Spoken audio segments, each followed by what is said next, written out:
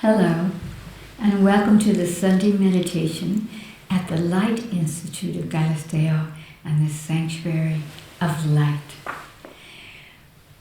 In our meditation, we divide our focus and our energies into three parts. The first part is the most important part. We ask our higher selves. The higher self is the megaphone of the soul. It's the intuitive essence of your soul. It's your own inner voice. We ask it to take a form so that our human consciousness can embrace that frequency, that vibration. And we ask it to take form and we draw it into our body.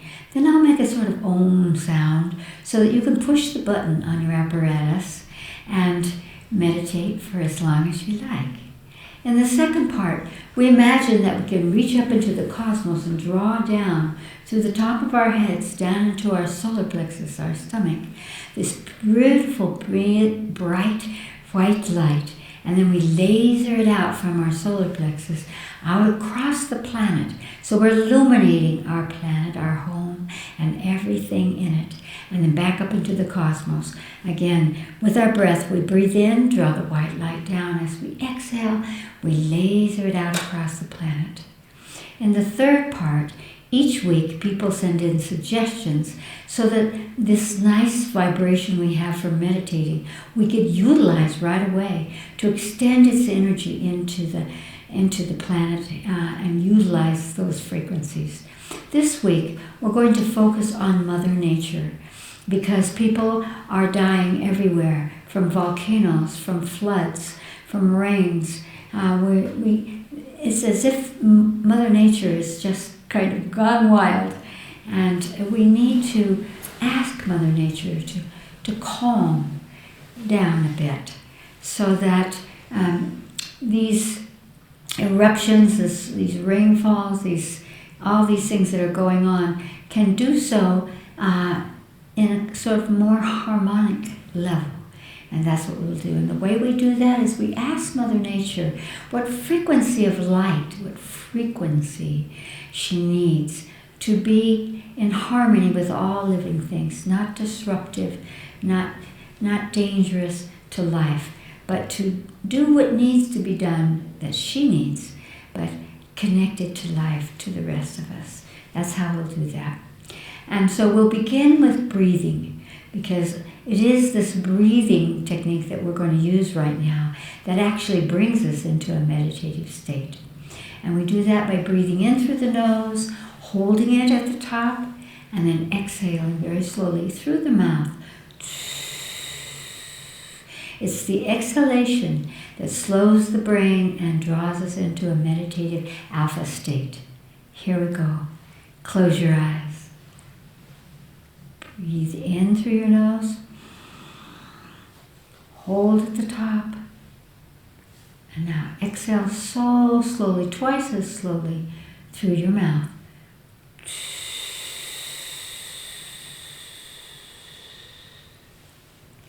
And breathe in once again. Hold.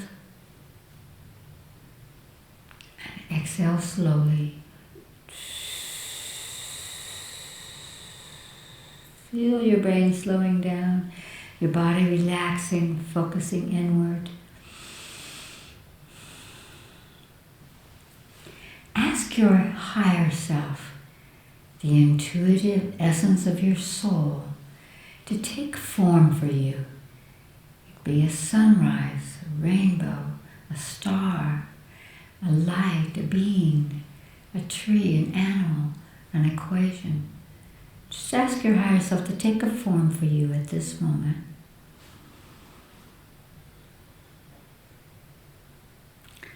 Ask your higher self to touch your body where you hold your divine essence at this moment. And just imagine a touch anywhere in your body. Bring your conscious awareness into that place in your body where your higher self is touching, and feel that through that touch there is an activating, energetic of your true self, of your divine source. And And then breathe in and out through that point, opening it.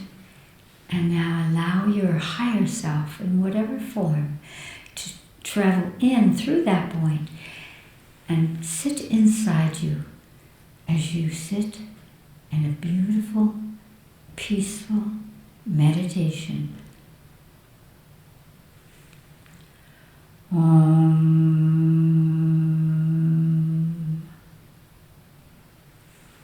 Imagine that you could reach up into the cosmos and pull down a beautiful beam of pure white light.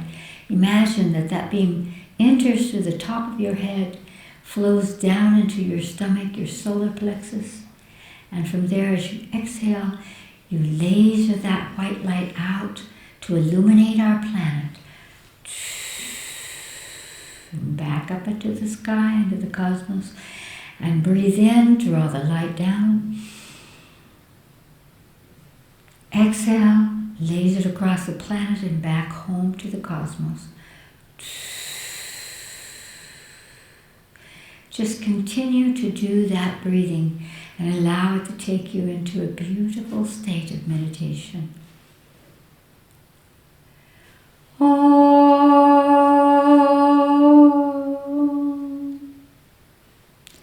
Imagine that you are bringing Mother Nature into your mind's eye.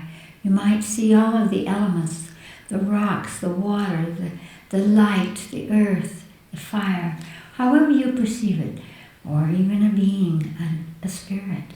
Ask Mother Nature to come before you and see what you get.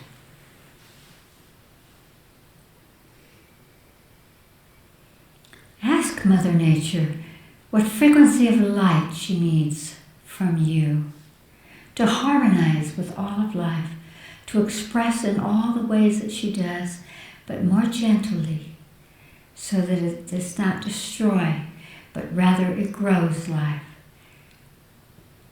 See what color she shows you. You might hear the color, or see it, or feel it. What do you get?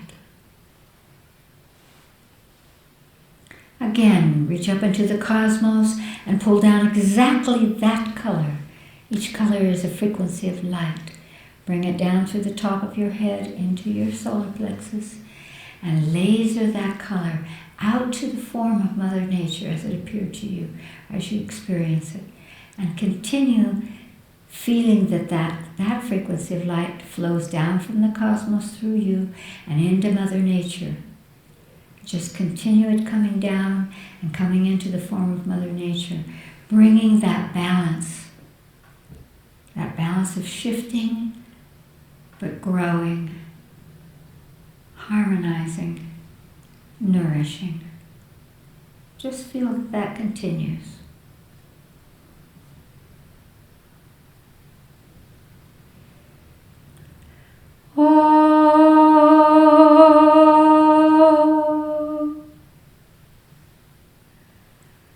Take a deep breath into your body and open your eyes. Good. We do have a second part of our meditation. It's called Knowings. And from around the world, each week, people send in questions that they would like for us to focus upon in order to uplift our energy and bring us illumination, and to share that with all who are participating. And so Allison will tell us the questions that have come this week. Allison? The first question is from Cyprus. Cyprus? Mm-hmm. Okay. Dear Chris, I just saw one of your knowings about emotional addictions, and I think I have one. Is there a way to stop the emotional jolt I feel when I'm afraid of not having enough money? I can literally feel this in my stomach. It's not about manifesting, I am wealthy. It's about the fear of lack, that someday I will not have enough. How can I move, as you say, above the fray of this concern? Thank you for bringing that question, because with all the changes that are going on around the planet right now, people really are addicted emotionally to the sense of safety that money provides. And of course, it is our illusion. We just haven't figured out how to shift that, but we will, and we're in that process right now. What I would say is that focus on that sense of lack, that fear of loss.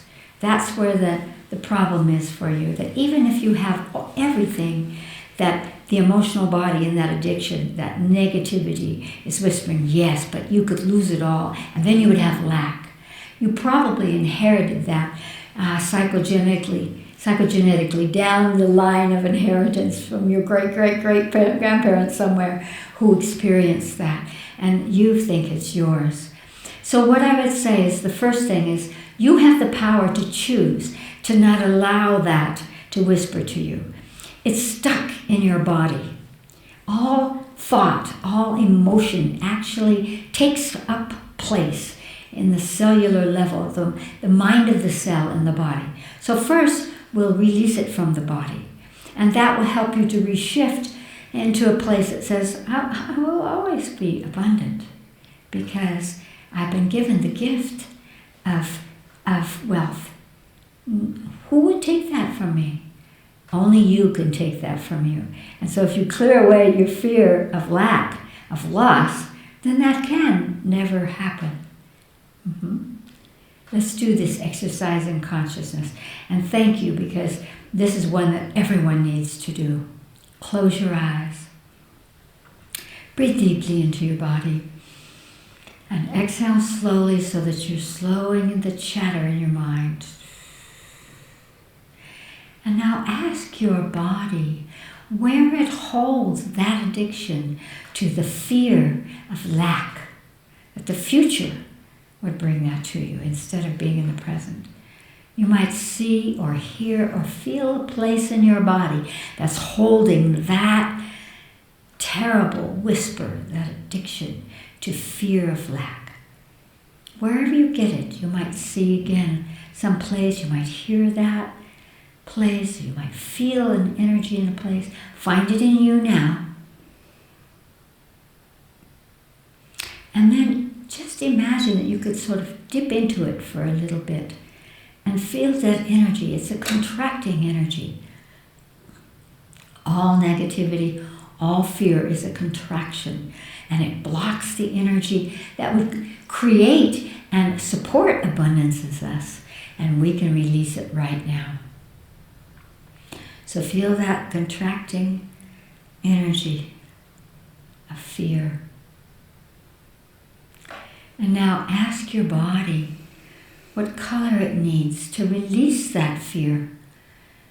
Light is the language of communication. It's the power. It is in everything that is manifest in the world. See what color you get. And now just imagine that you're sucking that color into the place in your body that's holding that addictive fear of lack. And let the light come in, that color, that tone, that energy of light. Bring the color, suck the color into that place in your body, and imagine that the power of light is washing away the fear. It's washing away the chatter of the mind. What if and what about? Just let it wash all that away. So there's nothing but that beautiful light in that place. Do it now. Keep washing it with the light.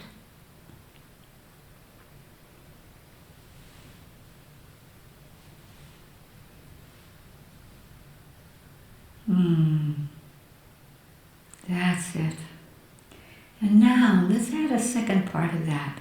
And that is that if you're the giver has the power. If you're the giver, you will always be abundant. You will always have, because the giver manifests that wealth. And so imagine now that you are so full of that wealth, that you are radiating it out from your body through your auric field, the gift of wealth, the gift of abundance, the gift of money. Feel that you're lasering it out. There might be a certain group of people that you want to send it to, or to everyone on the planet, or even someone personal to you, but take a deep breath and feel as if you're lasering that energy of wealth, abundance, that will always be there because you're the giver. So feel that you are radiating it out from that unending energy of wealth. Laser it out into the world. And feel the power of that, to be able to give it and know that it's infinite in you. Yes. And breathe deeply and open your eyes. Just practice those exercises and that will go away. Remember, you have the choice and the power to choose what you focus on. My love and support to you. Allison? The second question is from Athens, Greece. Hello, Athens. I'll be there soon. Chris, can you explain why there is always a battle between good and evil? In the world, in our movies, books, plays, this back and forth has been going on since the beginning of recorded time. What is it that perpetuates this, and is there a way to ever move on, evolve from good guys and bad guys? Indeed, it has been there from the beginning. And the reason it's been there from the beginning is that our religions, our cultures, our tribes have always seen them and us.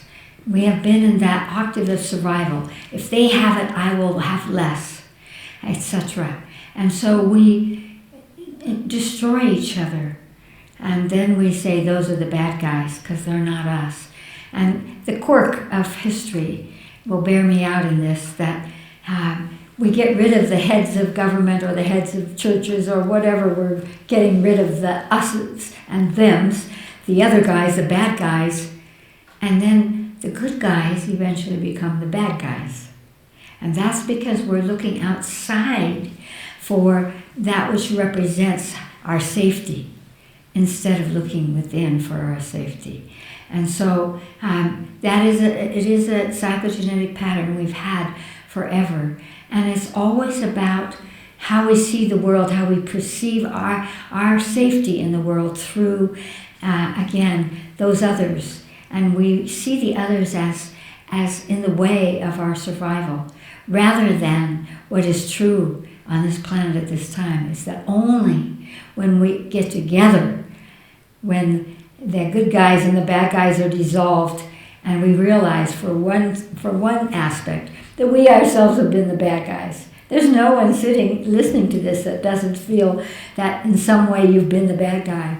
In my 68 years of working in incarnational, looking at lifetimes, I always help people to see themselves as the bad guys, because something wonderful happens.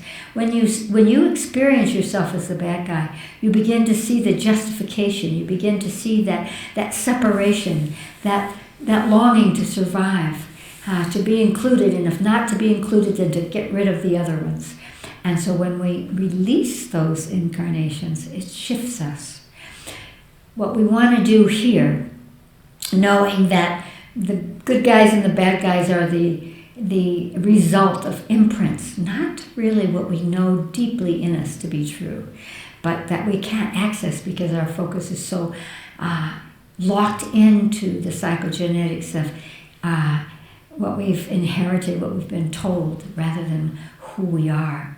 And so what I would say is, how about this little exercise in consciousness? Let us look at, pick a bad guy, a group of bad guys, whomever you're afraid of or whomever you really feel justified, and you might be. They might be doing terrible things. There are plenty of cultures, of individuals and groups that are doing unspeakables on the planet at this time.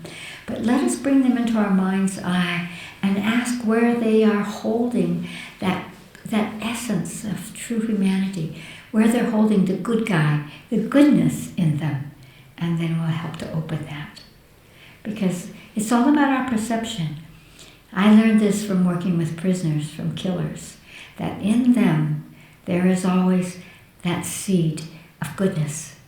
They just have never been taught how to wear it, how to experience it, and how to wield it. Close your eyes Breathe deeply into your body now, and just allow your body to bring your emotional body, because this is a very emotional conversation, it's subjective, to ask them, your body, to show you who are the bad guys right now, and see who you get. It could be one person, it could be a group of people, it could be a whole society. Ask, show me some bad guys right now. And bring them into your mind's eye.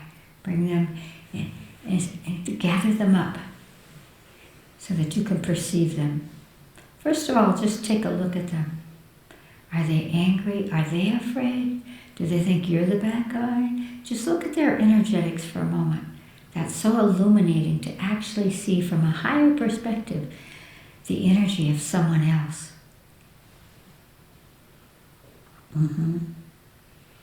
And now, ask their higher selves, that's their soul energy, to show you where they hold in their body that essence, that seed of goodness, of humanity, of caring,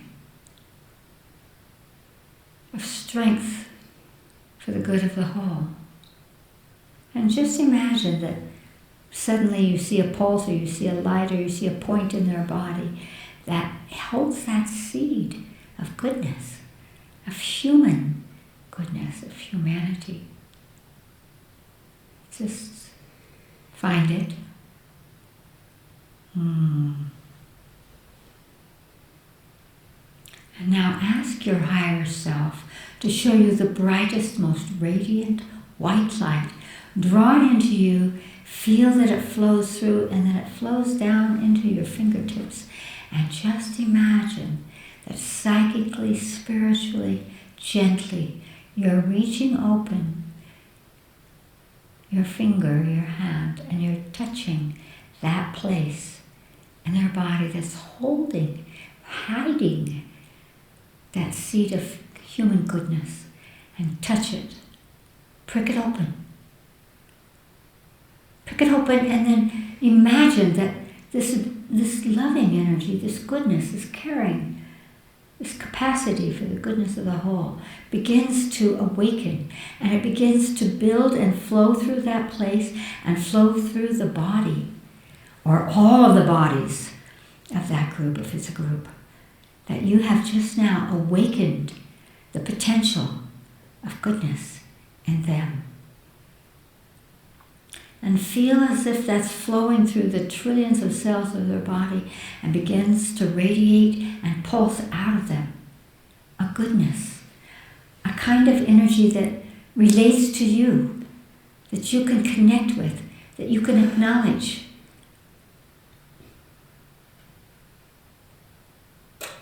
Feel yourself aligning to that, knowing that it is there. And imagine that as you perceive that in them, that their whole countenance, that they completely change. Maybe there's more light around them, maybe they disappear, maybe they suddenly smile, maybe they look differently as they have awakened through your help, because you are their soul friend, their soul family, to awaken the goodness of their humanity. And therefore, you see that there's no good guys and bad guys, but that you are connected, and that together you can change that separation. Imprint that now in the mind of yourselves and open your eyes. I hope that you will repeat that exercise in consciousness every time you think to yourself, those guys are terrible. Give them the seed, give them the chance to show that they are not bad guys, that they have that goodness in them.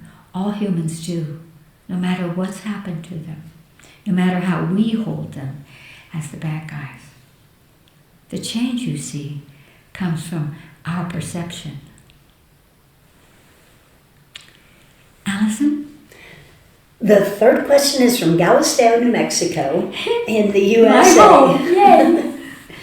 Hi, Chris. Hi, Chris. We have been without phone service and internet now for 3 days. Yes, I know.